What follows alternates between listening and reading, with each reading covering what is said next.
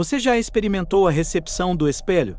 E quando você coloca dois espelhos de frente um para o outro e os reflexos continuem indo e vindo, como um loop infinito de sua própria imagem. Quando criança, sempre fui fascinado por esse fenômeno. Fiz uma experiência dessa no banheiro dos meus pais, com dois lados opostos idênticos.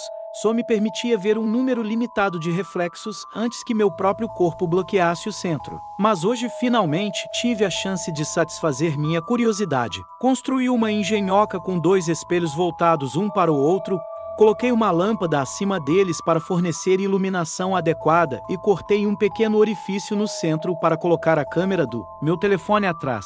Inicialmente foi legal, mas o centro ainda estava bloqueado. Em seguida, configurei minha câmera de alta qualidade para capturar as imagens e usei um espelho unidirecional para olhar para o reflexo infinito. Ao ampliar as imagens, não pude deixar de sentir como se estivesse olhando para um portal que se estendia até o infinito. Os reflexos lentamente se tornaram cada vez mais claros, mas quanto mais avançavam, mais escuros pareciam.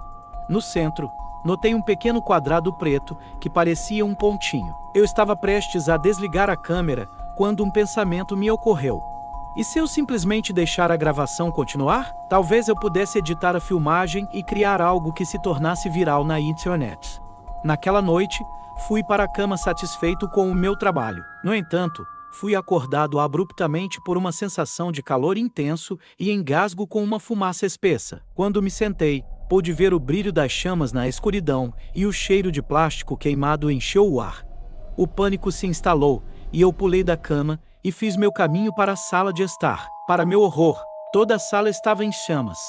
A tela da TV tremeluzia violentamente enquanto queimava e o cheiro era insuportável. Fiquei paralisado em estado de choque por 1 minuto antes de finalmente sair dele e começar a reunir meus pertences mais valiosos.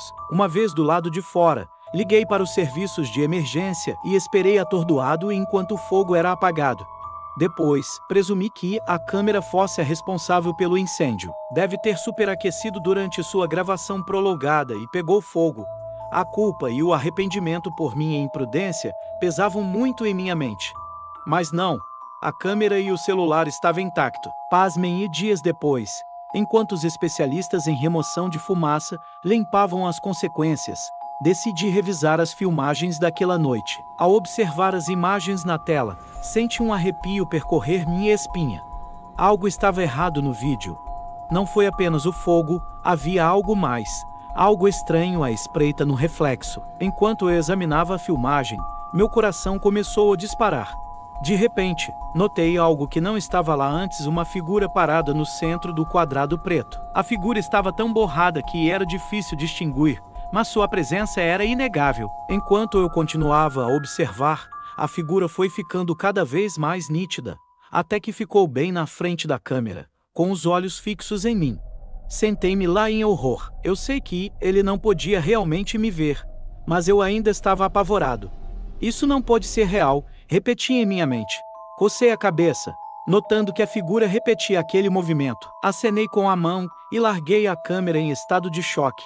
A figura estava repetindo cada movimento meu, como um espelho.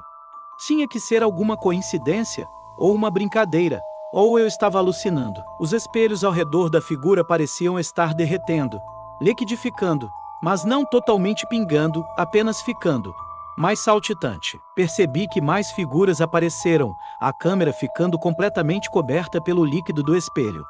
O áudio da câmera era um som borbulhante e medonho. Parecia que estava assombrando meus ouvidos.